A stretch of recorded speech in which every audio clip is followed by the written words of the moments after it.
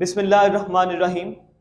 आज हम लोग डिस्कस करेंगे about the different branches of the biology, जिसमें सबसे पहले मोर्फोलॉजी आती है।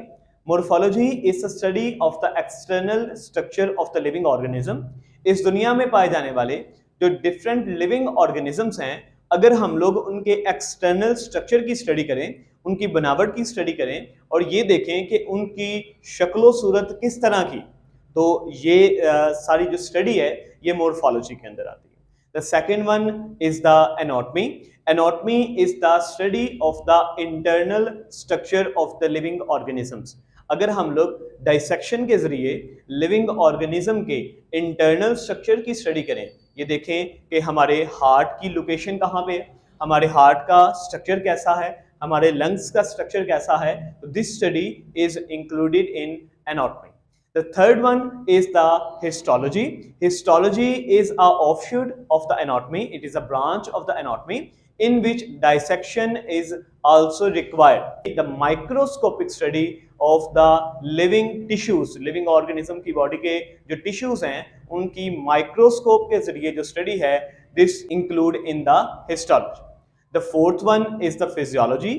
Physiology is the study of the function of the different parts of the living organisms.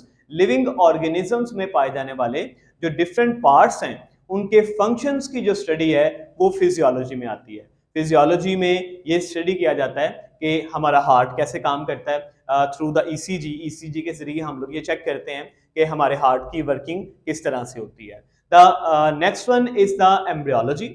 Embryology is the study of the development of an embryo to a whole individual.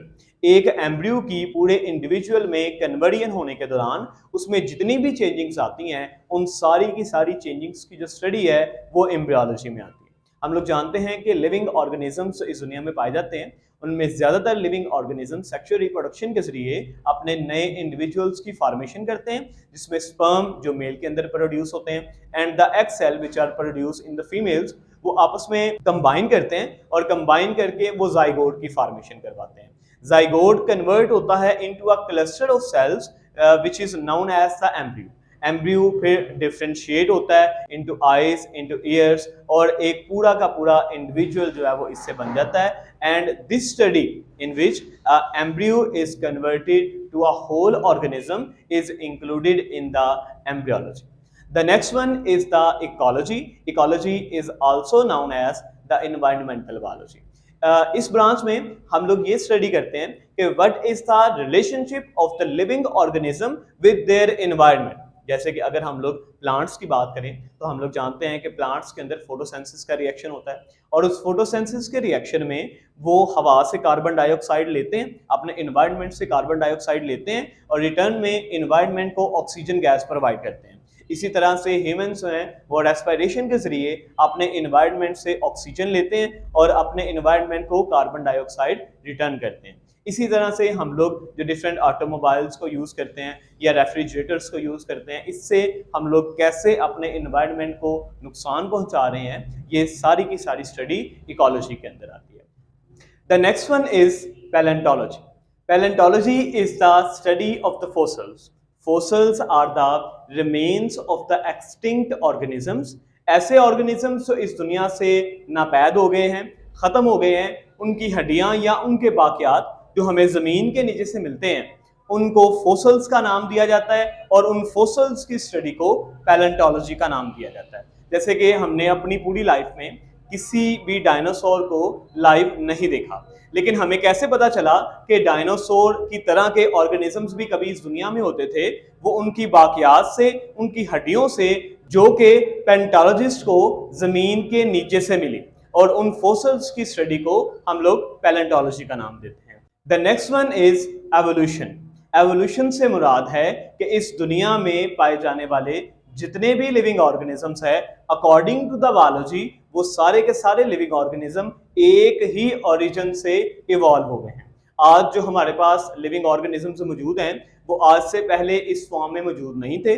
जैसे आप diagram में देख सकते हैं कि modern horse जो आज हमारे पास इस फॉर्म में मौजूद है वो पहले इस फॉर्म में नहीं था। वो लाखों साल पहले कुछ इस फॉर्म में था कि उसे हम लोग ईओहिपस का नाम देते थे। ईओहिपस से वो ओलिगोहिपस में कन्वर्ट हुआ, ओलिगोहिपस से वो मैरिकिपस में कन्वर्ट हुआ, मैरिकिपस से फिर लियोहिपस में, और फिर आज का मॉडर्न हॉर्स जो है वो हमारे पास मौजूद है। तो इस तरह से लिविंग ऑर्गेनिजम्स का अपने एनवायरनमेंट की वजह से या जीन फ्लो की वजह से या म्यूटेशन की वजह से जो उनमें चेंजिंग्स आती हैं वो इवॉल्व होते हैं, इस चीज को हम लोग एवोल्यूशन का नाम देते हैं। The next one is the genetics. Genetics is the study of the genes. हम लोग देखते हैं कि एक ही स्पीशी के डिफरेंट लिविंग ऑर्गेनिजम्स के अंदर बहुत ज्यादा वेरिएशंस पाई जाती हैं। जिस तरह से अगर हम लोग ह्यूमंस की बात करें तो इस दुनिया में पाए जाने वाले सारे ह्यूमंस एक ही जैसे नहीं हैं, उनकी बहुत ज्यादा कैरेक्टरिस्टिक्स जो हैं वो एक दूसरे से डिफरेंट होती हैं। अब ये जो कैरेक्टरिस्टिक्स हैं ये आती हैं ड्यू टू द जीन्स, और ये जीन्स हमारे सेल के डीएनए के अंदर मौजूद होते हैं, and the study of these genes is known as the genetics. The next one is the zoogeography. Zoogeography is the study of the different animals on the different regions of the world. इस दुनिया के different regions में जो different animals पाए जाते हैं उन animals की डिस्ट्रीब्यूशन और उनके कैरेक्टर्स को स्टडी करना ज़ूजियोग्राफी कहलाता है। जैसे आप डायग्राम में देख सकते हैं कि आपको दो बियर्स नजर आ रहे हैं, जिनमें एक ब्लैक बियर है जो कि एशिया के अंदर पाया जाता है, दूसरा वाइट बियर है जो कि पोलर रीजन्स के अंदर पाया जाता है। इन दोनों बियर्स की कैरेक्टरिस्टिक्स उनके एनवायरनमेंट के लिहाज से डिफरेंट होती हैं, लेकिन ये एक ही फैमिली से बिलोंग करते हैं।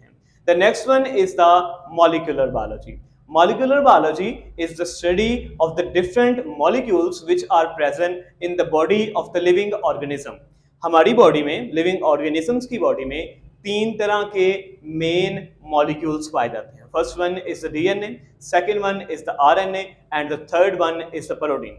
एक लिविंग ऑर्गेनिज्म की बॉडी बेसिकली इन्हीं तीन मॉलिक्यूल से मिलकर बनी हुई होती है। डीएनए आरएनए में कन्वर्ट होता है, आरएनए प्रोटीन में कन्वर्ट होती है।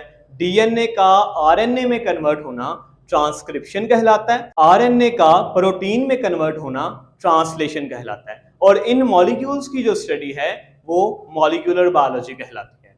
The next one is the microbiology.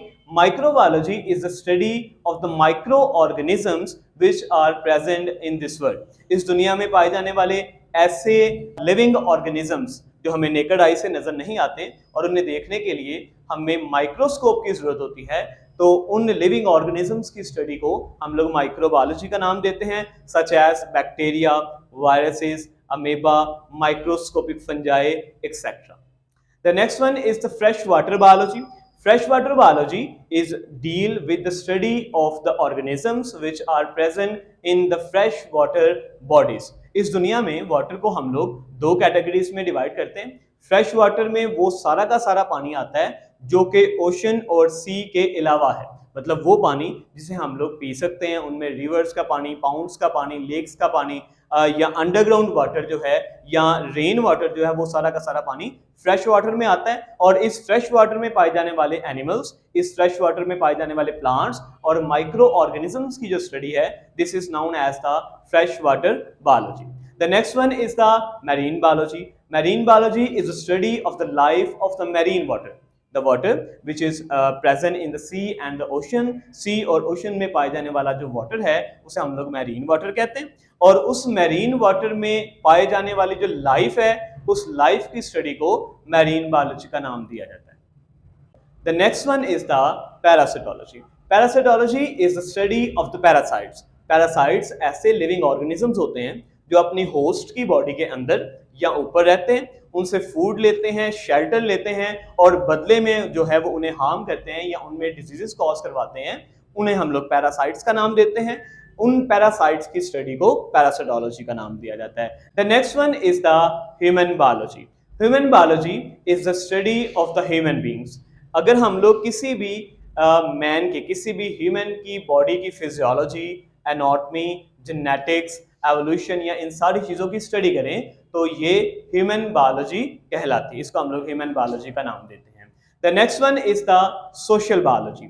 Social biology is the study of the social behaviour of the different living organisms that make a society. एक सोसाइटी में रहने वाले मुख्तलिफ लिविंग ऑर्गेनिजम्स का आपस में एक दूसरे के साथ क्या इंटरेक्शन होता है, इस इंटरेक्शन की स्टडी को सोशल बायोलॉजी का नाम दिया जाता है। The next one is the biotechnology. Biotechnology is the use of the living organisms for the welfare of the Mankind. इंसानी फलाह बहबूद के लिए हम लोग डिफरेंट लिविंग ऑर्गेनिजम्स को इस्तेमाल करवाते हैं, उनसे फूड लेते हैं, उनसे मेडिसिन की फार्मेशन करवाते हैं या डिफरेंट चीज़ों की फार्मेशन करवाते हैं जो कि इंसानों की फलाह बहबूद के लिए इस्तेमाल की जाती हैं। इसे हम लोग बायोटेक्नोलॉजी का नाम देते हैं।